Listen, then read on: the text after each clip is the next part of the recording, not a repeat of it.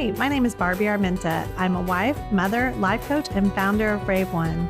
Everyone has a story, and I believe that you can be inspired in your own life by hearing another woman's courageous story. We're here to talk about purpose, identity, divorce, blending families.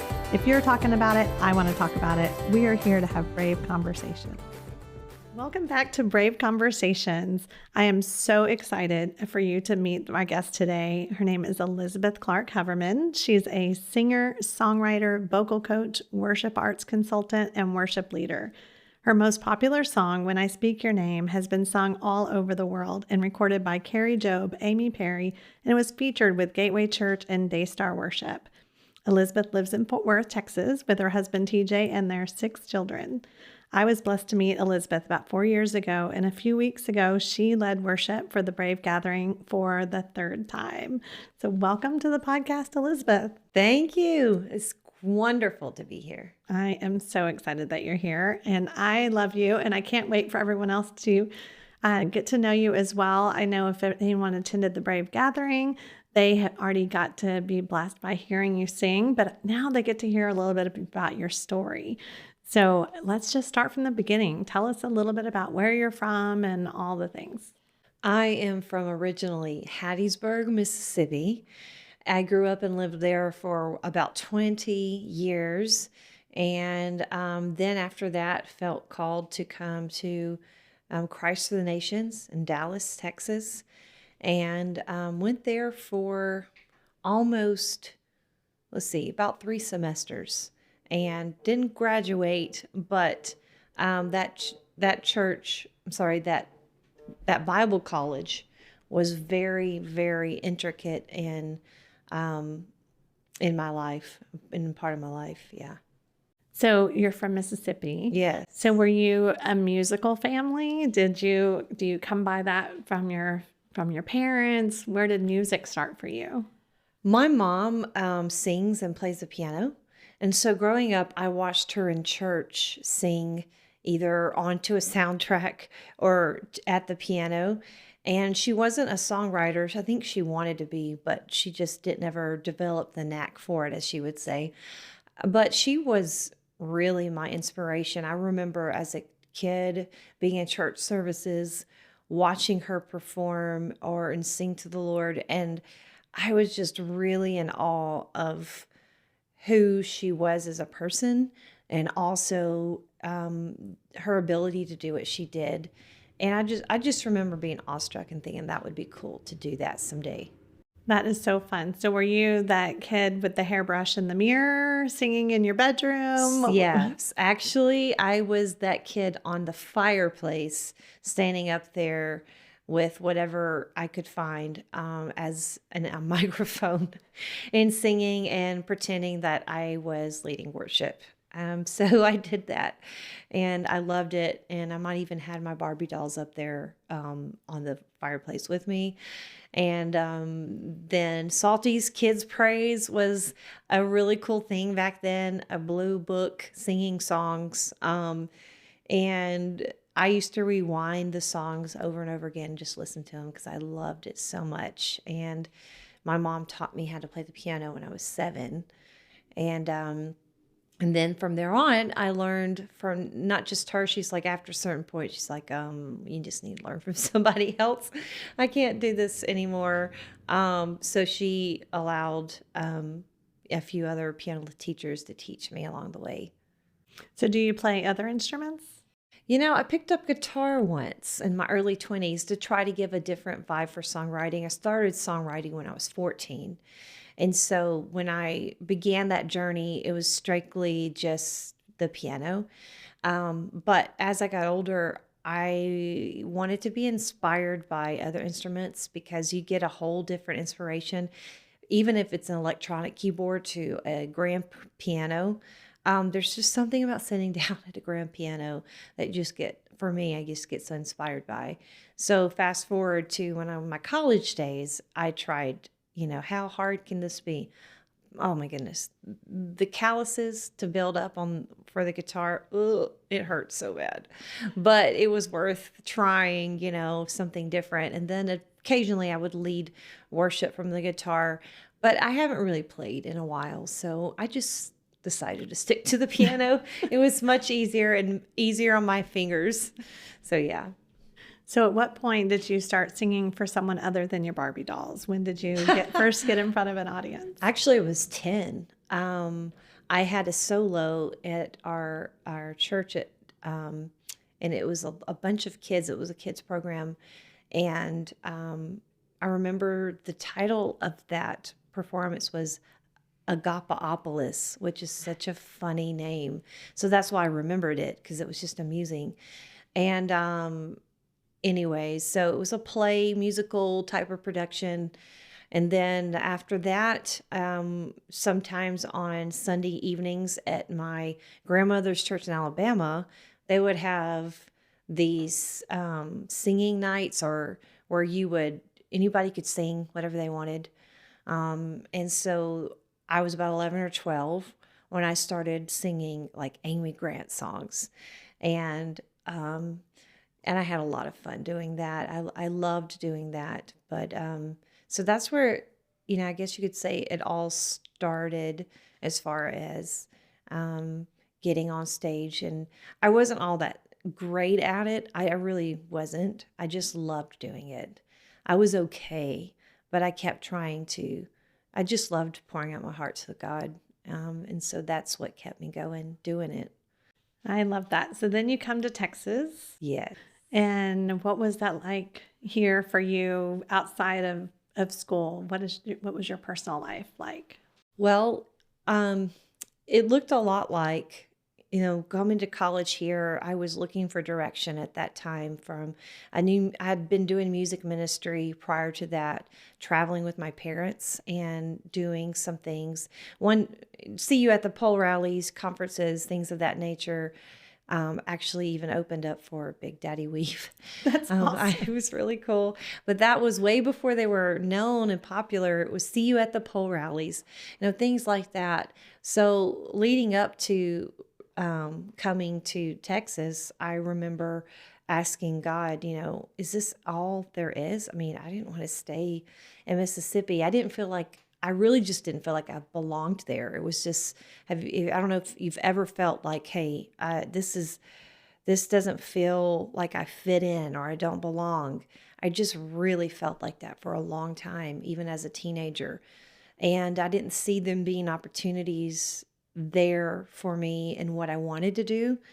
And so when I prayed and asked God for which direction to go, going back when I was in Mississippi, I was working part-time at Office Depot. And I remember sitting at the red light and I'm like, I really want to get out of Dodge. And God said, I'm not moving you anywhere until you are content with where I have you. And I remember that as clear as day. I'm like, oh, okay, yes, sir. You got it. So I began to look for the opportunities to be Jesus where I was and be content with where God had me. And then it would be about 3 years later that the Lord moved me to Texas. And I was looking to further my education in theology. I was looking to for those next steps of where do I go from here? I love leading worship. I love writing songs. How do I mix all of that together? What do I do next? Just looking for direction. So that's why I came to Bible college. And while I was there, one of the professors, who has passed away now, but at the time, he was one of the professors there, teachers, and he believed in me and loved me. And he said that he had an opportunity for me to be a worship pastor interim. And so I got my first worship pastor interim job at a church actually in Hurst. And so that began my journey of searching and looking for whatever God had for me next. And so that's what it looked like. And then not too long, I was in Texas, probably like a year. Then I met my first husband.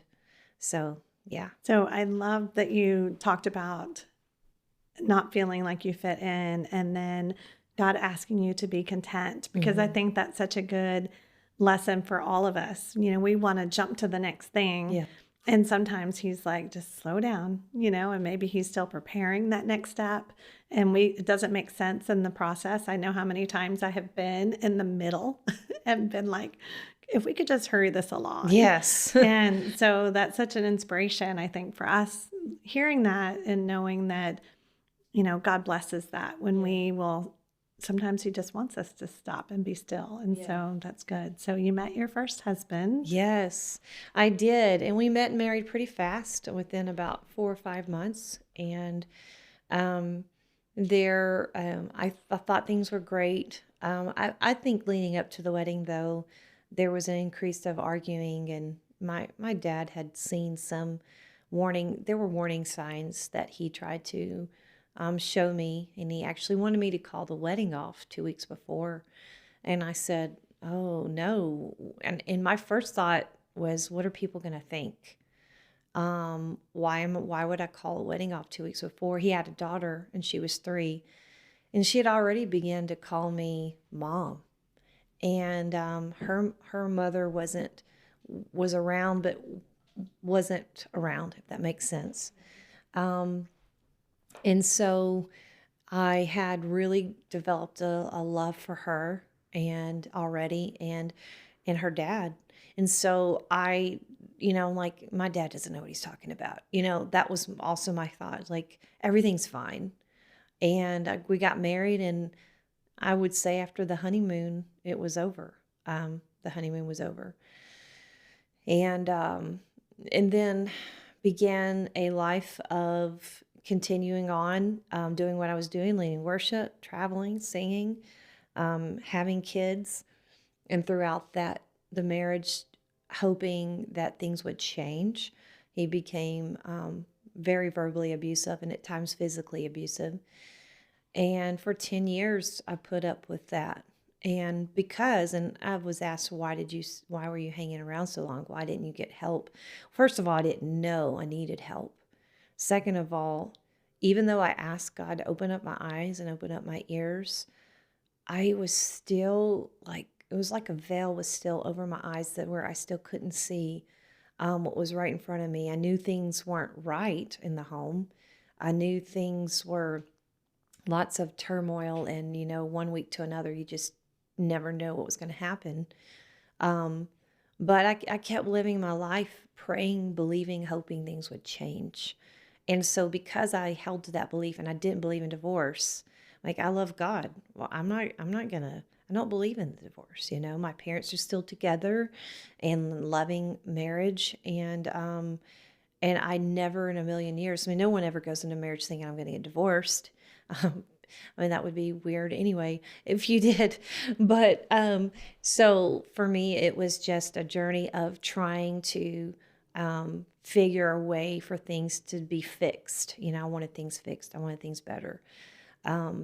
But things didn't get better. And I realized that I couldn't change or force change upon him. He had to want it. And I remember asking him, will you get help? He's like, no, I don't need help. And I begged for him to get help. I knew, though, that my mind had become so frail and so torn that I needed help. So I began to say, I'm like, well, if he's not going to get help, I'm going to get help, because I feel like I'm going crazy here. And I actually considered checking myself into a psych ward, because that's how fragile my mind had become. And I felt like if anything else happened, I was just gonna break. And so one day he said, he was also on amphetamines. He had been on for his whole life because of ADHD, but he had taken too much and different kinds, and even taken some of mine that I was on, that I didn't want to be on. But he told me, you need to be on medication, and I believed him. And so turned out I really didn't need medication for that. But however, so one day, things just started escalating pretty heavily, and I felt pretty unsafe. And so because of that, I felt like it was time for me to pack my bags and take the kids and leave. I couldn't take my oldest daughter with me, Megan, who I really, really loved just as much as my natural born children, because she was, more of her dad's than she was me. And it was very difficult to leave her behind. And I remember her looking at me um, with questions in her eyes, like, "Why are you leaving me?" And I told her how much I wanted to, but I couldn't because um, she belonged to her dad, and she didn't really understand. She was about 12 or 13, and so that was really really tough because I know that she felt abandoned and she felt rejected, and I didn't want to cause her to feel that way, but she did, and so anyways, I just escaped the situation with my four children, and thus began the journey to try to get the help that I needed with counseling and take care of the children and hopes also that their dad would get the help that he needed, because I still wanted hope, healing, and freedom to happen in our family. And I was trying to do what I felt like was best. And I even asked God, "Is this okay? Are you okay with me doing this?" And I just felt like the Lord kept saying, "Yeah, I'm blessing you this situation. I'm blessing your choice to do this because this is not what I want for you. I don't want the chaos. I don't want the destruction. I don't want what is happening in your family and your life to happen." And God wanted healing for us even more than we wanted it. And so it really hurt having to leave. And it was very, very difficult leaving the situation. And then, having a pastor help rescue me. My parents helped a whole lot. But, and I prayed for miracles. I prayed and I prayed and I asked God for miracles. And he is a miracle working God, and I believed it. I sang about it. I read about it in the Bible, and I believed it would happen.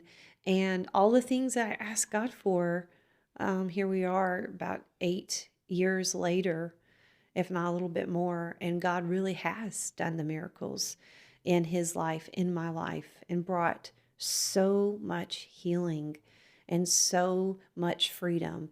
And now to this day, their dad and I get along, and God's changed his life. And he even thanked me one time for actually leaving. And he said, by you leaving, it actually opened my eyes to realize I didn't actually know God. Mm. And I'll never forget that day, the day that we actually talked on the phone after we had gotten divorced a year after all of that had happened. But yeah, still, after so many years and a long process, change finally came, miracles finally came, restoration came with the daughter that I still like to call her my daughter, and she's married now, and I'm so proud of her. And so, yeah, it's just really cool to see the miracles that's also happened in my kids because they went through so much trauma, and I know that their sister did too, and just the healing, the miracles, the restoration, the redemption. God can do it. I mean, He's the only one who can change a person completely, and I've seen it firsthand in my own life, in my children, and in my ex-husband, and it is so awesome to see that happen, and God giving me the desires of my heart in that area. Thank you so much for sharing that with such vulnerability, because I know so many women will resonate with that idea of people saying, "Why did you stay?" Mm-hmm. And that you still had that hope, and that when things did escalate and you were able to feel that release from God, because He does want protection for you. And I know so many women will be encouraged and just feel hope in their own shame, because I know from going through a similar experience, how you feel when you leave, because you do feel guilt and you feel shame and you feel all those things for your kids being in that situation, but then taking them out of that, it feels like a no-win sometimes. And for you to be able to have walked through that and then see God's goodness on the other side, I'm just so grateful. for you sharing. Absolutely. Thank you. Yeah. I think sharing stories are just really important because so many times we feel like we're alone or we're the only ones going through this or going through that, or how can anybody understand? And really, unless you've been through certain situations, you can't completely understand what someone's facing or what someone's going through. Empathy is very important, and making sure that you are having compassion on those who are hurting and who are broken, even if you haven't been in their situation, because every single one of us cannot escape disappointment. We cannot escape death that happens around us. We can't escape bad things that happen to us, but we can accept that God is still good in the middle of all the mess and that He has not changed and He doesn't fail. You know, some people like, well, didn't God fail you? No, absolutely not. I never once felt like God failed me. Now, did I feel like I was left abandoned and like on an island to die? You know, that was my emotions being dramatic at one point. And I think God is okay with us getting upset and just letting Him have it. He can take it. I think sometimes we think, oh, we can't talk like that or we can't do like that to God. He made us. He knows our emotions. He knows what we need. And just venting to the Lord, He wants and desires that. Well, speaking of God giving you the desires of your heart, what happened next? Well, so many cool things happened next. When I was on my journey to healing, the Lord said He needed a year to do the things He needed to do inside of me. And so during that time, I even tried to find a job because I needed income. My parents were very helpful during that time, um, but I could never get a job. And I'm like, all I knew was ministry, you know, working in a church, singing songs. The last time I had a real job in a corporate setting was at Office Depot, like so many years ago. Like, I don't even know what to do. I felt like, oh my goodness, how am I going to do this? I didn't have a degree, you know, all of the things. So it was such a crazy time, such a hard time. But every time I tried to find a job, it just door closed one right after the other. And so when towards that year of healing was almost up, I had put my job application out there on churchstaffing.com, and I've got a phone call from a church in Benbrook, Texas, Restoration Family Church. And they said they wanted to interview me, and they did. And then it was it's actually a FaceTime call. It was awesome. Then they said, can we fly you in this weekend? So I did. And on the way over there, flying over there, I heard the Lord say, I'm bringing you back to Texas. That was my desire. I was in Mississippi for a little while and I wanted to go back, and I'm like, all right. So He just kept confirming it over and over again. So I actually, at this specific point in my life, I had felt so much shame. So I was dealing with so much shame still and guilt and of being divorced, being a divorced worship leader who, you know, served in the church, because there's so much scrutiny that goes on.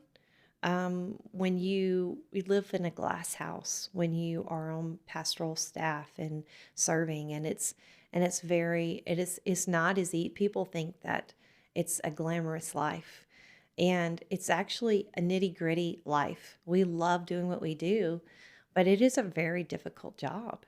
And so I recall just still dealing with some of those feelings like, is a church really going to accept a divorced single mom? And they did. And the way they loved me and accepted me and they offered me the job, it was like, wow. And it was so timely that the name of the church was Restoration. And God was doing that in my life. And I was there 1 month, and I met this guy of all places on eHarmony. I had talked to a few other guys on there, just kind of, I had made fun of eHarmony, thought it was silly, you know. So I'm like, I'm going to join. I'm just see what the fuss is all about. but it wasn't me being like serious. I didn't know if I'd ever want to actually get remarried from what I'd been through. So That was a lot of questions to answer to deal with yeah, the eHarmony. yes, it was a lot. And like if you're thorough, they do a really good job of matching you, let me tell you. Because I met my now husband on there, and he really is a match made in heaven, as they would say. And we've been married 6.5 years, almost 7. And he is an absolutely incredible man of God who is so patient and loving and kind. He is more than I really thought I could ever hope for, imagine, or dream. And I love him more now than I did when we got married. I mean, he's awesome. And how many kids do you have? We have 6 between the two of us, and it is a wild, crazy, fun household. And one of them is in college now. So we have 5 remaining at home, which kind of feels a little weird. And a puppy. Yeah, and the puppy, Rafa, Rafa means healing. And so he has brought some of that to us with his little sweet self. But yeah. So I know a little bit about you. So I know that you and your husband have a karaoke ministry. Yes. Oh my Tell us goodness. a little bit about that. Everybody that knows me knows that I love karaoke. It's so much fun. Some people get mad at me because they're like, "Why are you here singing?" This karaoke is for people who can't sing, and I'm like, "Well, okay, it's actually for people who like to have fun and sing. It doesn't matter if you're good or not. It's just neat to hear people singing songs and having a good time." Do you have a go-to? Yeah, there's several different ones. It depends. Sometimes I ask my husband, okay, which song should I do? He's like, well, what are you feeling in the mood for? I'm like, I don't know. I could do a pop country old song. I could do Aretha Franklin, Respect. Which one do you want? And because sometimes I'm undecided. But sometimes it's I Will Always Love You by Whitney Houston or At Last by Etta James. Just kind of pretend, it pertains to what I'm feeling like I should do that night, or maybe the crowd. Maybe the crowd is really liking country tonight, so I might do Anyway by Martina McBride. It talks about God in there, and I really like it. So, but I always make sure that I sing songs that don't compromise my faith because I truly believe that's important. As someone who really loves God with all their heart, I don't want to sing things that I wouldn't say or believe myself.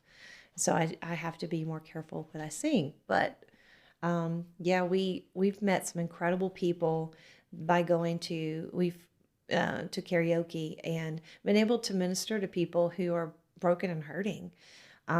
Pray for people. Even this one couple, for instance, they had had way too much to drink, but we were playing darts with them, and she explained to me her desire to have kids, and I felt like God said, you know what, just pray for her. Ask her if you can pray for her.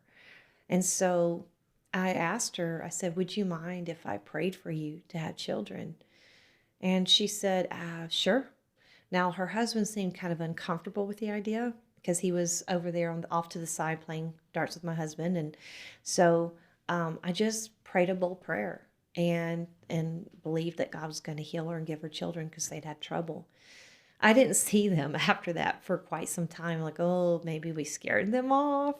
I would literally say it was about 8, maybe even 9 months later, they walk into the place, and my husband noticed that they were there, and he said, wait, isn't that the couple that you prayed for like last year? I said, yeah. He said, I'm pretty sure I see a baby bump. And I'm like, no way. And so I looked, and sure enough, she was pregnant, good and pregnant. And I'm like, wow, look at you, God. I'm pretty sure they don't actually know God, and they still try to avoid seeing us. But I can look at that and go, that's you, God. You still did that. You did that. And it's just really cool to be able to have the opportunity to go in and meet people who, even people who used to walk with God who fell away. And this one lady recently said, through karaoke ministry, she said she used to be worship leader and she came back to the Lord recently. And she said, Elizabeth, you're a big part of how I came back to the Lord. Like, wow, all through karaoke. So, yeah. Meeting people where they are. Yes. I love it. Exactly. We have new music coming out. Yes. I'm a little partial to one of the songs. I wonder why. So one day after church, I said to you, what if the Brave Gathering had its own song? And you said, it doesn't work that way, Barbie. But then what happened? Well, okay. So I remember that conversation, and I remember the look on your face too, like, oh, okay, well, all right, fine, type of thing in your nice face look. And so I remember going home that week and just walking around the house thinking about different things, and I was thinking about our conversation. So during that time, these words started to come to mind. I'm like, huh. And I felt like God said, just go get on the piano. I'm like, okay, cool. Sat there, got the first little diddlies in. I'm like, this is a little different than anything that I have written before. And it felt fun. And I felt like the song, if it was going to be a theme song for the Brave Gathering, it needed to be peppy, not a somber. I like to write dramatic songs, and everybody says that minor keys are my favorite. Well, they're not wrong. So it was very, very cool to sit down and figure this out. And it didn't take long for that first little bit to come out. And I remember sending you the little memo and like, hey, what do you think about this so far? Because if you don't like it, I'm not going to go further with this. And I meant that as I'm going to go a different direction musically if this isn't what you're thinking or feeling. And I don't know what you thought on that side of things, but I just remember thinking, I wanted to make sure that if I'm going to write a theme song for somebody, I want it to be something that resonates with them. So then what did you say? You sent me just a melody, and I was humming it like the rest of the day. And so there were no words yet. And I was like, yes, just keep going. That's right. Yes, that's true. So I think it was done in a matter of a few weeks. It was quick. Yeah, it was pretty cool. And then it just progressed from there and just kept evolving into getting better. It was awesome. I listened to that rough version in my car over and over, and I would go through the house and catch my husband singing it. That's so and he's funny. like, well, it's catchy. It's for sure catchy. That's awesome. That's when you know you write a good song, is when people are singing it over and over in a little part that goes do do do do do. My mom will sometimes just send me a text and do do do do do, and she's like, I'm singing it. And I'm like, it's so cute. I love it. My mom and my dad both, Well, I love it. It's been so much fun just to watch the evolution of this song. And just a few weeks ago, you got to sing it at the Brave Gathering. Everyone's been talking about it ever since. And so you have more new music, though. It's just part of a complete EP. So tell us kind of the rest of that. Yes, this EP that is coming out was scheduled to come out in the fall, but we've had to push it back. So it's going to be in more towards the winter time. But it's 2 more songs added to this EP that I'm really excited about. And they're part of my story, and as well as other people's stories. One of the songs that is on there is called Run to Jesus, or If You're Going to Run to Jesus. And that song was written actually an inspiration by my sister-in-law and someone else that I know that have gone through some really tough times. And my heart was really just hurting and broken for what they were going through. And about a year ago is when I just decided to write a song that when there's a lot of times in life when people go through some really dark moments or dark times, you have this tendency just to want to run away from it all. I don't know how many times I've felt that way. I don't know about you, but there's been times like, oh, let me just run away from all of this. I can't handle this. It's just too much. But the whole idea for the song is, but if you're going to run to Jesus, because he's been through every single thing, every single bit of pain that you could ever feel or ever go through. He's already been there and paid for it. And so his arms are wide open. So I'm really excited about that one too. And then the other one has to do with my own story about traps along my journey that became invisible graves. That's part of the lyrics. And having hopes of getting out before it was too late. And then it just talks about how light broke through and came at the time, just at the time that I needed it to. And it talks about courage. And so I'm really, really excited to be able to share this with people, especially those who are feeling those things right now. So yeah. I love the position of all of those songs together, that you're going to encourage them to brave on. Yes. And then and run to Jesus, and that it's called My Story. Yes. Which I absolutely love, because everyone has a story, and that they can step into part of your story and see themselves, and then just be encouraged and inspired along the way. So I cannot wait for it to come out. But you have a sneak peek, right? Yes, I do. I sure do have a sneak peek. If everybody wants a sneak peek of it, all they got to do is go to my website and put their email address in, and then they can get a sneak peek. They can download it or listen to it, either one. Awesome. And that is Brave On. Yes, which is my personal favorite. Yay. So we will put everything in the show notes so that they can go and click the link, get to your website, download the song, and they can be singing it in their car every day while they're waiting for the other songs to come out. So I have one last question for you that I ask all my guests. So you can answer this in a serious way, funny way, whatever works for you. But what is the most brave thing you've ever done? The most brave thing I have ever done. Okay, my most brave moment, I would say, is really right now, because I'm in transition to stepping out and formed my own LLC. And I am going out there and taking a risk to be an entrepreneur. That was not something that I ever dreamed about doing. I just knew music. But now I'm taking it to the next level, and going to continue doing what I've been doing with vocal coaching, consulting with churches that need help with certain things. And then also doing some vocal coaching or sharing how I write songs and that sort of thing. So yeah, right now we're about to step out in faith and take a big leap. So for me, this is my most brave moment right now.